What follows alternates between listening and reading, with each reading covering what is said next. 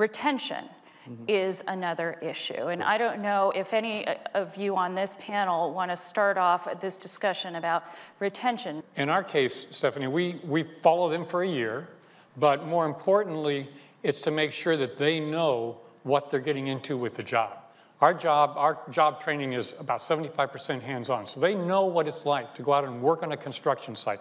We want the last day of their training with us to be just like the first day of the job that they're placed in, so that there's no surprises, they understand what they want, and at the same time, they leave with a plan and a thought about what the career path is for them. There is a percentage of returning veterans that have suffered some sort of post-traumatic stress disorder, combat stress. And obviously that's been really highlighted a lot in recent years in good ways, but I wonder if the amount of attention that's been paid to PTSD has had the knock-on effect of making employers biased against military hires.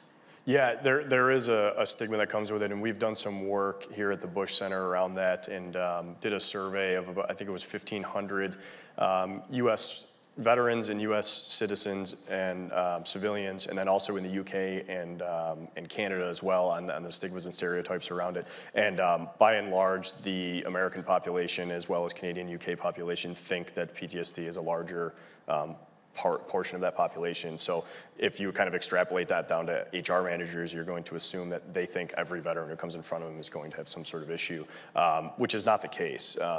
Your average service member, mostly, probably somewhere around 80% are getting out with no physical or mental issues coming into the workplace. And those who do have PTSD or post-traumatic stress or traumatic brain injury, those symptoms can be manageable through treatment and through proper workforce rehabilitation type programs.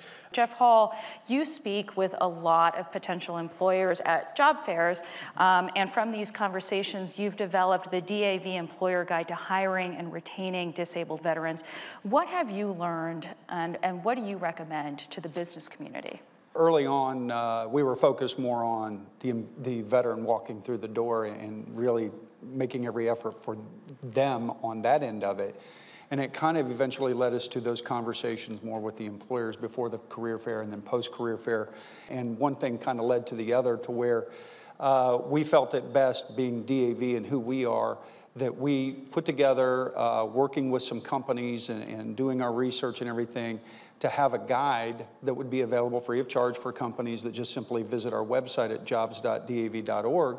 They simply go there, and it wouldn't be something overly dense. It would be more on the top of the end of it that's going to answer most of those basic questions that we were getting at these career fairs. What do I do in this situation? Well, we'd like to hire, veterans, but, when we look on their resume and that we see that, they've been, in combat, what should we be looking for? And it's really an off-putting question by nature of what it is. If you're screening veterans for PTSD, that boat is full. It's not an uncommon disability that's out there, number one, and number two, it's not something employers should shy away from. In fact, what they should, in my opinion, focus on is the fact that if they've been in a situation like that, this is another skill set that a veteran brings to the table, with the many we've talked about today, is the fact that they have the inherent ability to work under extreme pressure and in a diverse and most likely global situation, which any company, an IBM or anybody, could benefit from. And so we try to reverse that thinking when we talk with them, and hopefully our guide is going to help a lot of these companies answer those basic questions. Nicole, do you have a program at IBM to try to integrate veterans so they don't feel, regardless of whether they have PTSD, that they can fit into a technology company? We have a program that we've been working on with the VA on resiliency. We're really excited about what the VA has been doing to try and help people to get from transition and through and to thrive. And we have been collaborating with them on a digital tool that basically helps vets to understand what jobs are out there, because thriving starts with having the economic opportunity to support your family and support yourself, and to have the self-esteem that knows that you're valued and that you're seen. So it's a phone app. It's a phone app. Basically has a context of trying to help people to understand what the components of transition and resiliency are. And it basically helps to figure out what jobs might be out there. The big vision is to offer help writing resumes, help doing an interview, help with the wardrobe of what you need to do to be prepared to present yourself for a job. Basically, it's a chatbot. And the chatbot, if you type into it, "I need a job," will actually start asking you some questions. And it qualifies and asks you what kind of job you'd like to have and where you'd like to apply, what geographic area, and what the required salary is.